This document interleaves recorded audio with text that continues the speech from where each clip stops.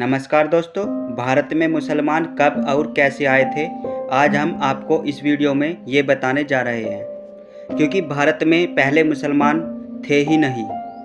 दोस्तों, अगर आप इतिहास की सच्चाई जानना चाहते हैं तो इस वीडियो को अंत तक ज़रूर देखना।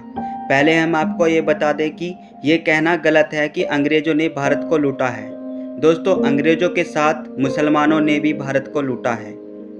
अगर आप इतिहास के पन्नों को पलटकर देखोगे तो आपको ये पता चल जाएगा कि मुसलमानों ने भारत को किस कदर लूटा था। तो दोस्तों, मुसलमानों का भारत में आना और इस्लाम की भारत में पनपने की शुरुआत सन 700 ईस्वी में हुई थी, यानी 1300 साल पहले मुसलमान भारत में आए थे। 1300 साल से पहले भारत में मुसलमान थे ही नहीं। पहले मुसलमान बगदाद और अरब के देशों में ही रहते थे। बगदाद के बादशाह हजाज बिन यूसुफ और सिंध के राजा के बीच युद्ध हुआ। बगदाद के बादशाह हजाज बिन यूसुफ ने अपने सेनापति बिन कासिम को सिंध भेजा था। सेनापति बिन कासिम ने और उनकी सेना ने सिंध के राजा दाहिर को हरा दिया था और यहीं से मुसलमानों के भारत में आने की शुरुआत हुई। बगदाद के बादशाह हजाज बिन यूसुफ ने सिंध पर फिर राज किया।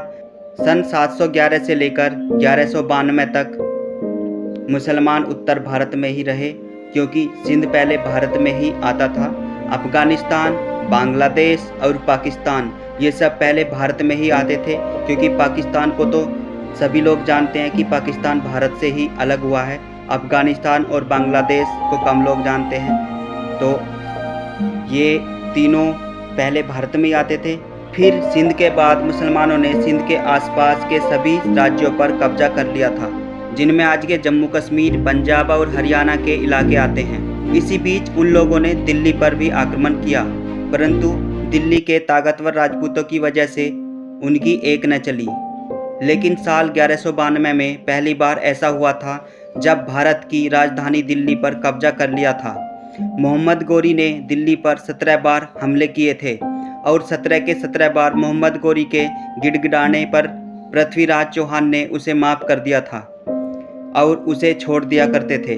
मोहम्मद गोरी ने 17 बार हमला किया और 17 बार हारे, परंतु 18वीं बार ऐसा नहीं हुआ, क्योंकि 18वीं बार राजपूतों के ही एक राजा जयचंद ने पृथ्वीराज चौहान को धूल चटाने के लिए और अपनी एक आपसी दुश्मनी के कारण उन्होंने मोहम्मद गोरी की इस युद्ध में मदद की और फिर इस युद्ध में पृथ्वीराज चौहान को हार का सामना करना पड़ा। दोस्तों, एक बहुत पुरानी कहावत है ना कि पेड़ को कुल्हाड़ी तभी काटती है जब कुल्हाड़ी के पीछे लकड़ी का बिट्टा होता है। तो ऐसा ही कुछ दिल्ली में हुआ था। पृथ्वीराज चौहान को धोखा देकर राजा जयचंद ने ऐसा ही किया।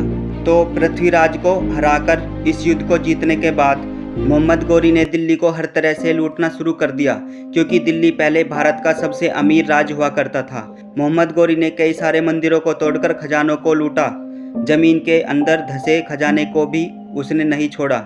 मोहम्मद गोरी के बाद अलाउद्दीन खिलजी, बाबर, औरंगजेब आदि ने भारत पर राज तो किया ही, परंतु उसके साथ हिंदुओं पर अत्याचार करके उनका धर्म परिवर्तन कराते थे। सभी को जबरन मुसलमान बनाते थे, इस्लाम कबूल करवाते थे। वैसे तो सभी जानते हैं कि आज भारत में जितने मुसलमान हैं उनमें ज़्यादातर हिंदू ही हैं जिनका कन्वर्जन हुआ था। अंत में 1555 ईस्वी से लेकर 1857 ईस्वी तक दिल्ली में मुगलों का दबदबा रहा था और औरंगजेब मुगलों का अंतिम बादशाह था। उसके बाद अंग्रेज़ों का शासन आया सन 1947 तक, जिसको सब लोग जानते ही हैं। खैर मेरे दोस्तों, मुस्लिम शासक हो या अंग्रेज़ों का राज हो, भारत को तो हमेशा लूटा ही गया है। दोस्तों, इस वीडियो को देखकर आपको यह पता तो चल ही गया होगा कि मुसलमान भारत में कब आए थे और कब रखी गई थी भारत में इस्लाम की नींव। तो दोस्तों, आपको अगर ये वीडियो पसंद आई हो तो इसे लाइक करना और वीडियो को ज़्यादा से ज़्यादा शेयर करना, ताकि ये जानकारी सभी को मिल सके, और हमारे चैनल को सब्सक्राइब कर दो।